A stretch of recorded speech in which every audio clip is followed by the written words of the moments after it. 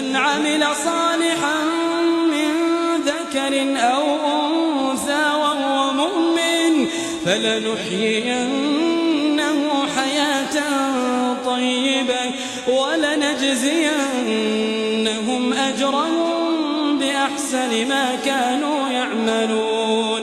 من عمل صالحا من ذكر أو أنثى وهو مؤمن فلنحيينه حياة طيبة ولنجزينهم أجرهم بأحسن ما كانوا يعملون.